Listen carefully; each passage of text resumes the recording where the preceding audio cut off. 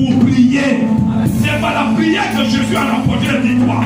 C'est pas la prière qu'il a rapporté la victoire. Expose ton problème. Expose ton problème. Tu as accès aux choses de ce monde. Tu as accès aux choses visibles et invisibles. Oh, tout t'appartient, bien-aimé. Oh, papa, je déclare que tout m'appartient. Tout ce qui est à moi, ça m'appartient au nom de Jésus. Au nom de Jésus, ça m'appartient au nom de Jésus. Oh, élève la voix et prie. Élève la voix et prie. Élève la voix et prie. Élève la voix. Ne te fatigue pas. Parle à Dieu. Parle à Dieu. Parle à Dieu. Parle à Dieu.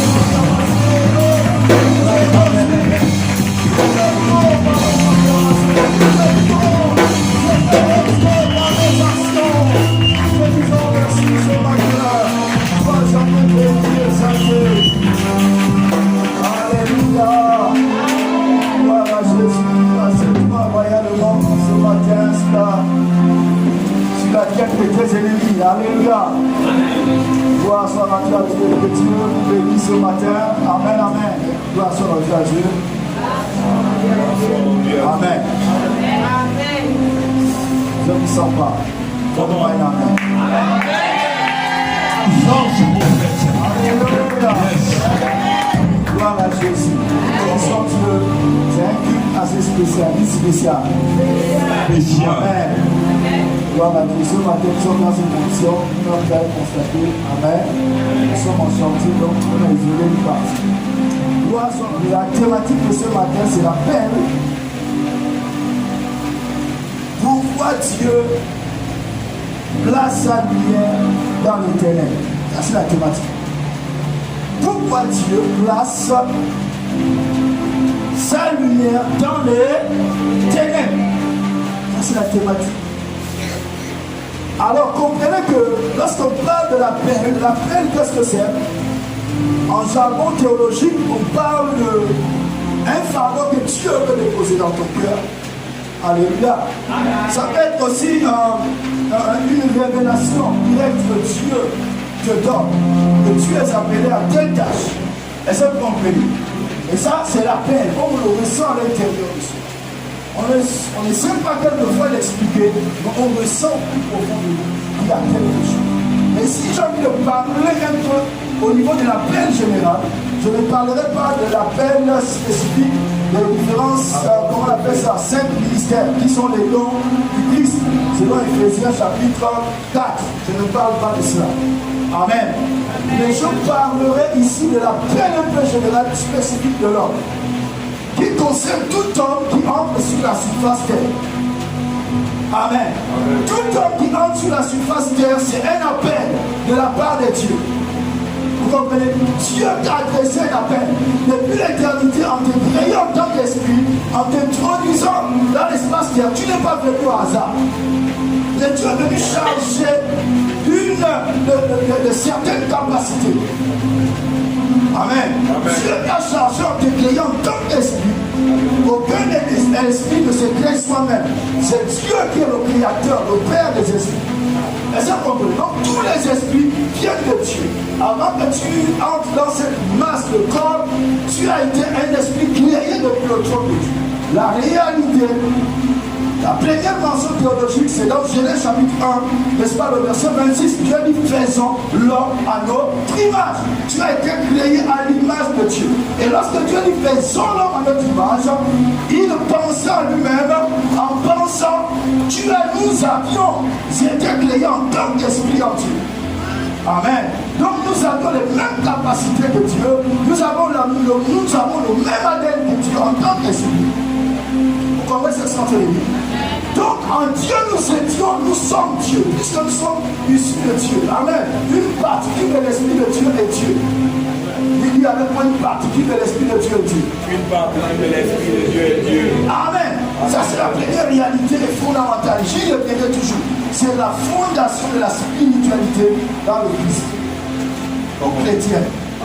Aucun homme ne peut manifester, être spirituel sur la terre s'il ne réalise pas son identité, le côté spirituel, le côté spirituel. Tu ne peux pas, ce n'est pas possible. Il faut sortir de la religion. Amen, amen. La religion nous a gardés, nous a enfermés. Non, ce n'est pas cela.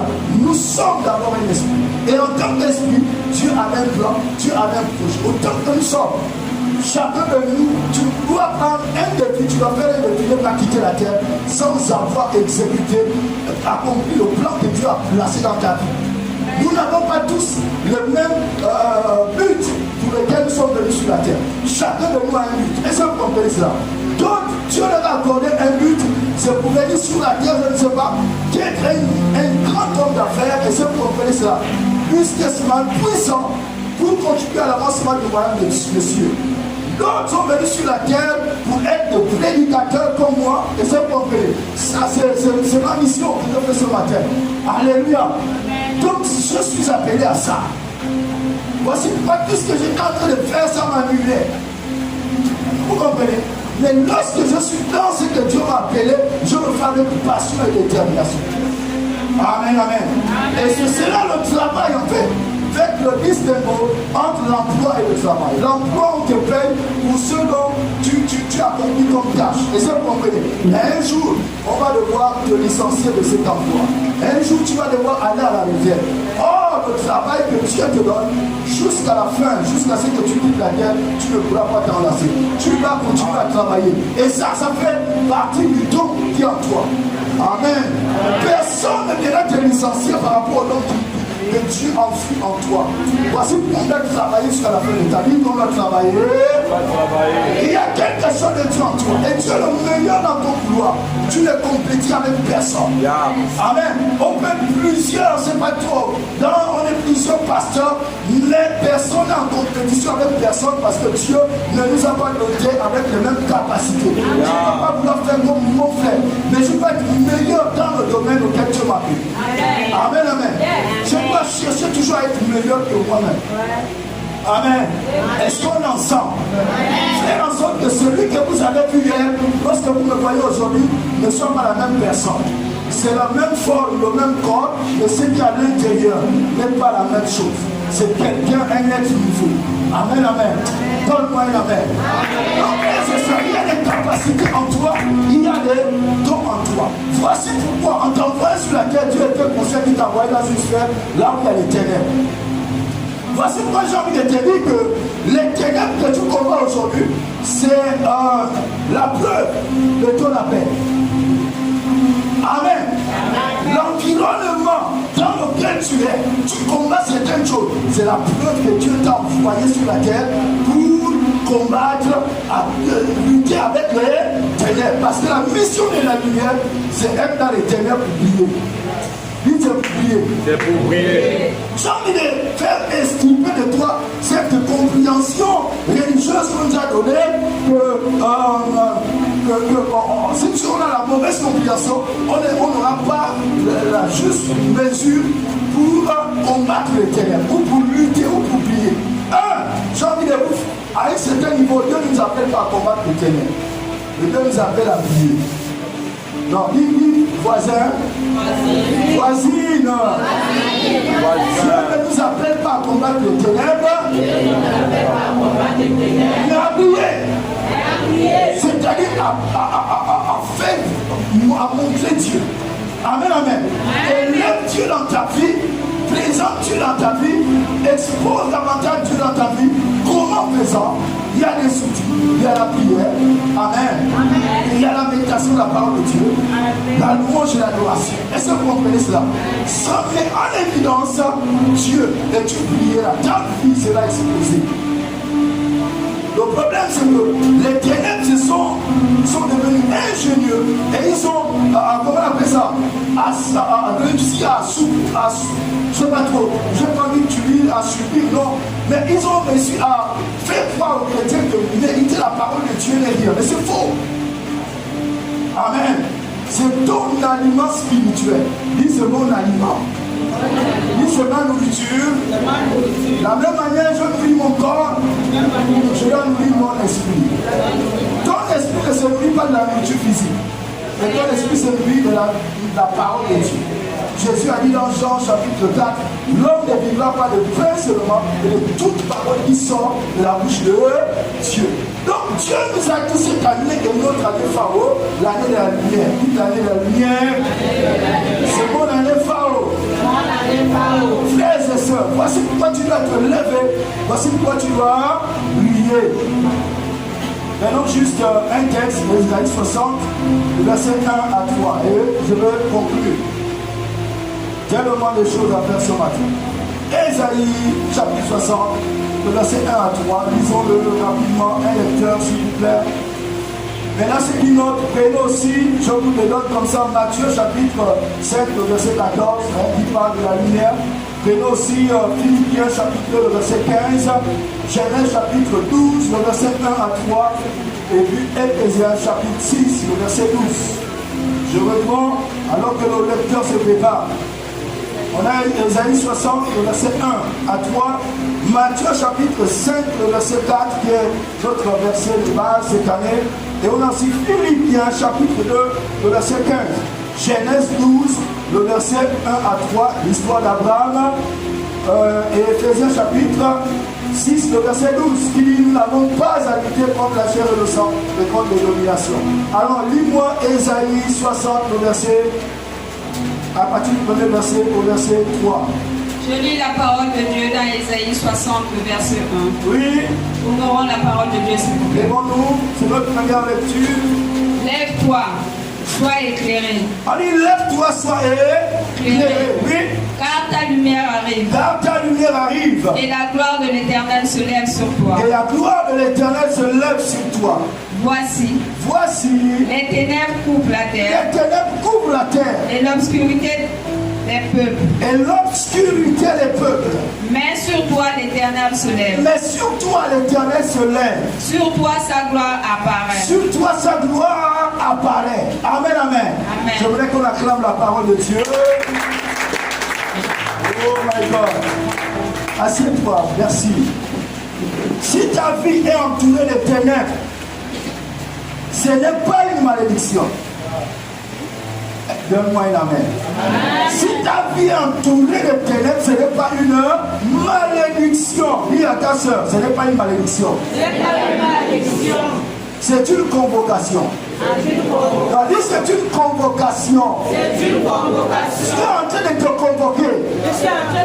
Amen. Est-ce un hasard que tu sois né dans une famille de sorciers? Non, ce n'est pas un hasard. C'est un appel, c'est une convocation.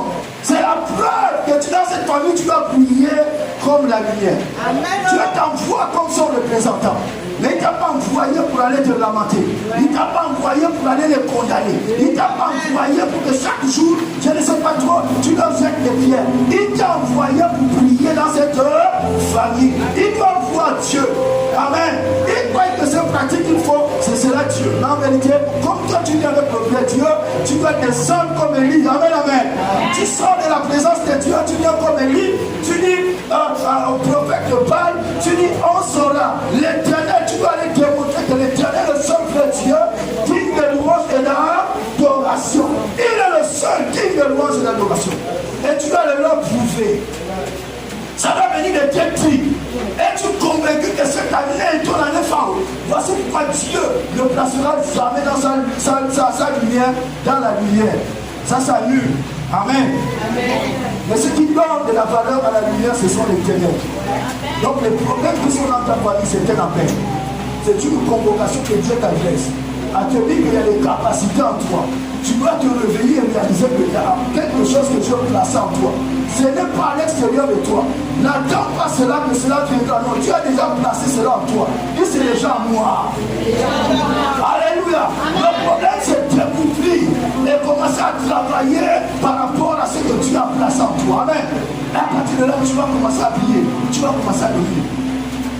Les mêmes qui te faisaient trembler, demain, ce sont eux qui trembleront devant toi. Amen. Dis, je suis venu changer la donne. Dans ma famille, la donne va changer. Amen, amen. Oui, la donne doit changer. S'il y a un pays, si tu dois être la première, n'est-ce pas, manifester certaines choses, c'est toi. Mais n'accepte pas. Lorsque tu arrives dans cette famille où les ténèbres ont déjà les miens, et Dieu te dit, lève-toi, les ténèbres couvrent toute la terre. Tous ceux qui sont païens, frères et sœurs, sont sous le contrôle des ténèbres. Je vous raconte une histoire. Et je vais vous raconter certaines choses. Certaines personnes. Il y avait un frère. Vous allez voir combien de fois les ténèbres sont astifiées. Un frère nouveau converti, zélé, sont dans les années 90, plein de zèle. Il existe, c'est quelqu'un de réel. Il a vécu du côté de Borzan. Je ne sais pas s'il est encore vivant.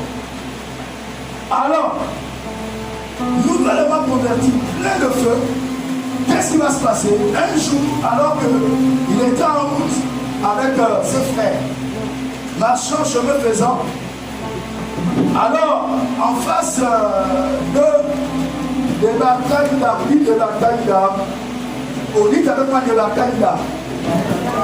Là, oui, ça va. Mon micro, ça passe. J'ai l'impression que les gens ne se disent pas bien. Alléluia. Mets-moi les gens à la place. Amen, amen. Donc une fille a débarqué comme de nulle part. Alléluia. Une beauté incomparable. Alléluia. Et lorsqu'elle débarque, comme vous le savez, métisse. Ça c'est... Donc, depuis à distance, elle commence à contrôler le frère. Bon. Donc, il avance le frère. Amen. Oui, c'est que vous ne savez pas ce que c'est. L'homme est positionné par l'autorité. Mais la femme, c'est l'influence. Ok? Parce que quand les femmes sont capables de contrôler, non, elle est assise depuis là-bas, quand tu viens te contrôler. Bon, ce n'est pas l'objet de ma prédication. Amen. Mais lorsque tu es un homme spirituel, tu dois connaître toutes ces choses. Donne-moi un amen. Oui. Ok.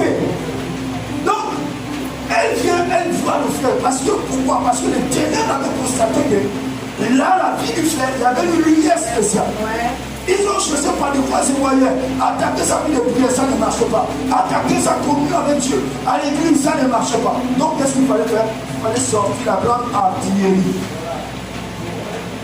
L'artillerie lourde du ténèbres. Ceux qui avaient tué les champions comme Samson. Que Dieu avait envoyé pour combattre les ténèbres. Est-ce que vous comprenez ce que je suis en train de dire? Oui, il y a un ministère qu'on appelle le ministère de la cuisse. Et il faut faire attention lorsque tu es un homme en béni. Donne-moi une amen. Est-ce que je parle ce matin? Amen. Et ça a causé beaucoup de problèmes dans le corps de Christ. Alors donc le pauvre frère arrivant comme ça, elle vient tout quoi, elle vient attraper le frère n'a même plus résisté, elle a même le frère à bout. Les frères essaient de dire, mais c'est comment frère? Non, j'arrive. Le frère a changé de vision. Comme envoûté. Alors qu'est-ce qui va se passer? Ils vont aller à la chambre, ce qui se passa, se passa. Mais après, la fille, le frère est surpris de voir la fille en train de pleurer. Le frère dit, mais pourquoi tu pleures?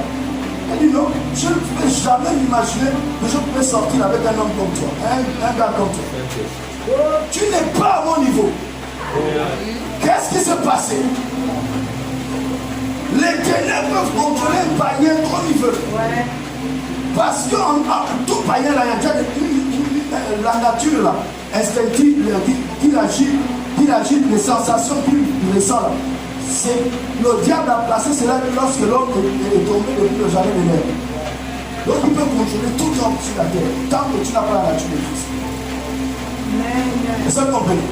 Ce n'est pas en fait lorsque tu augmentes dans ta vie de prière, les mêmes hommes qui te croisaient ne te sifflaient pas. Les mêmes hommes commencent à se lever, commencent à te siffler. Ils ont vu quoi? Le diable a vu quoi? Les ténèbres a vu quoi? Dites la lumière. Dites la lumière. Leur problème c'est de ce qui est en toi. Alléluia. Et ils savent que parmi l'une des âmes, c'est celle-là. Ils sont ensemble. Amen, amen. Donc Dieu t'a placé là où tu es et tu fais ce que tu vis. C'était un appel. C'était un appel. Monte davantage. Dis à ta soeur, monte davantage. Donc tu dois monter davantage. Ce n'est pas que Dieu est faux. Dieu n'est pas faux. Dieu est vrai. Amen, amen. S'il m'a placé là où je suis, c'est un appel. C'est moi, à moi de résoudre ce problème. Amen, amen. Dis c'est moi, je prends mes responsabilités. En tant que lumière, dans cette saison pharaon, je me lève pour montrer que l'Éternel est le seul vrai Dieu. Digne de louange et d'adoration.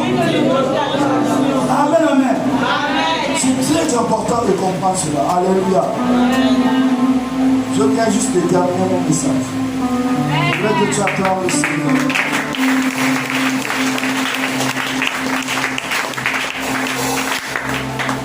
Alléluia. Amen.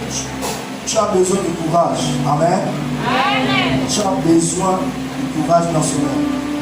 Dieu est avec les courageux. Dieu est avec les déterminés. Dieu est avec ceux qui sont déterminés.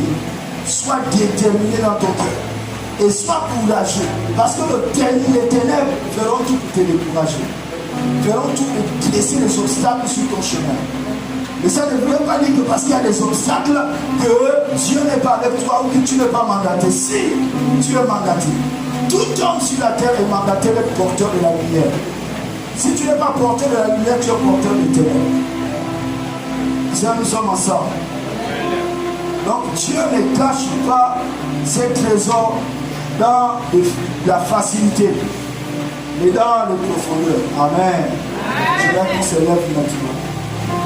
Mais bon, je voudrais que en quelques minutes que tu parles à Dieu. Parle à Dieu, parle à Dieu, parle à Dieu.